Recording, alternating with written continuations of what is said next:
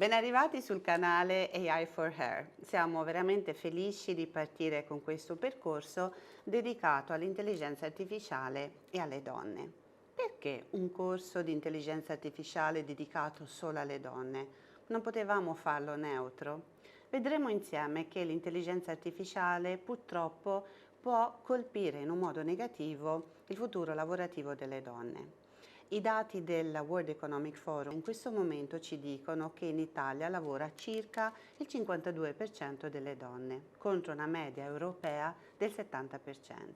Quindi abbiamo poche donne che lavorano. Nello stesso momento abbiamo solo il 13% circa di laureati in informatica che sono donne. Quindi abbiamo poche donne in generale che lavorano e in un modo particolare abbiamo pochissime donne che si stanno specializzando nelle tecnologie.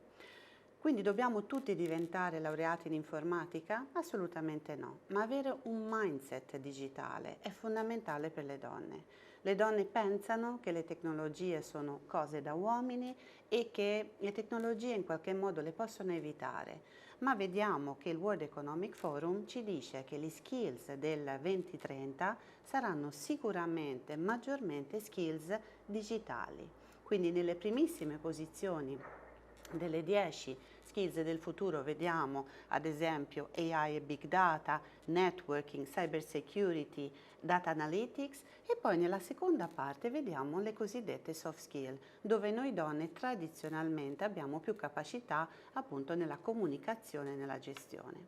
Allora la domanda, la proposta è: riusciamo a portare le donne ad essere consapevoli che i lavori del futuro saranno tutte impregnate di tecnologia e fare in modo che le donne capiscano che queste tecnologie possono essere loro alleate e loro supporto nei lavori futuri?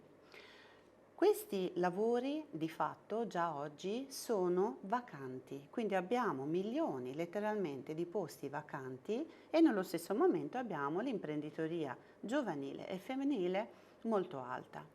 E allora questo mismatch che si è creato fra le opportunità e le disponibilità lo dobbiamo scorciare e AI for Her ha proprio questo obiettivo, di far conoscere l'AI alle ragazze, alle donne e nello stesso tempo fare in modo che le persone che hanno queste capacità possono avvicinarsi non solo in fase di scelta, magari dei loro studi all'università piuttosto che addirittura alle superiori, ma anche quelle donne che sono già inserite nel contesto lavorativo possono fare un upskilling e un reskilling.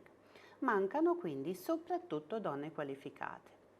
Si stima, pensate, che l'85% delle persone skillate in AI siano in questo momento uomini.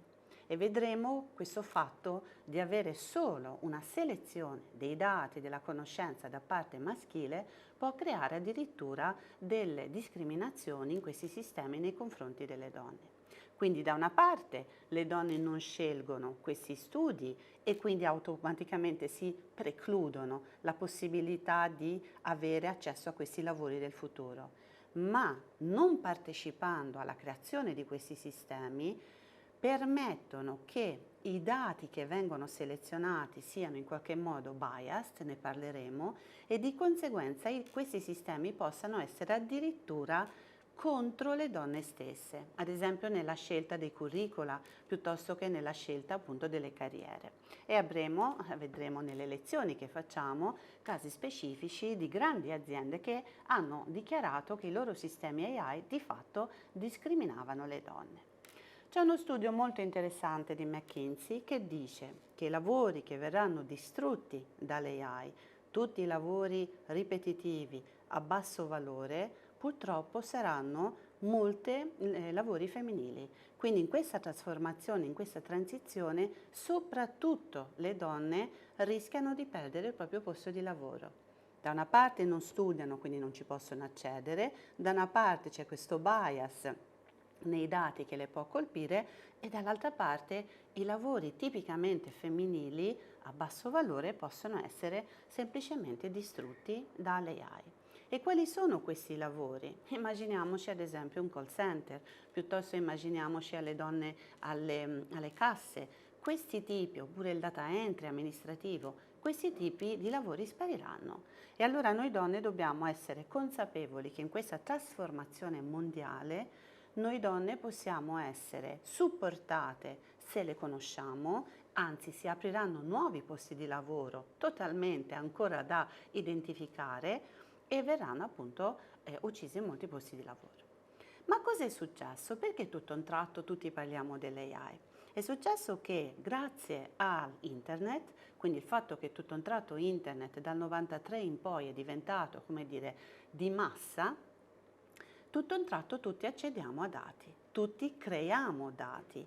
Questo fenomeno prende il nome di quarta rivoluzione industriale, la digital transformation, che tutti noi abbiamo vissuto. Siamo abituati ormai ad avere il nostro GPS, il nostro cellulare, siamo abituati a usare il wifi, il Bluetooth, a creare le nostre foto, i nostri video, ad avere le nostre mail. Quindi abbiamo un'esplosione reale dei dati. Pensate che addirittura cambieremo unità di misura, quindi da terabyte, che è l'unità di misura che usiamo ora, passeremo a zettabyte e i dati in un modo esponenzialmente cresceranno. I dati che noi useremo sono dati che vengono dalle cosiddette tecnologie abilitanti, quindi il cloud, le stampanti 3D, i robot. Tutti questi dati vanno protetti, ecco perché si parla sempre più di cyber security, e vanno trasformati in conoscenza. Bene, perché abbiamo allora questa trasformazione dagli algoritmi tradizionali agli algoritmi di intelligenza artificiale? Perché vedremo che i sistemi tradizionali non sono in grado di affrontare i sistemi e la complessità dei dati che abbiamo oggi. Quindi i dati a cui eravamo abituati di usare, i dati cosiddetti strutturati, saranno sempre meno rispetto ai nostri dati destrutturati.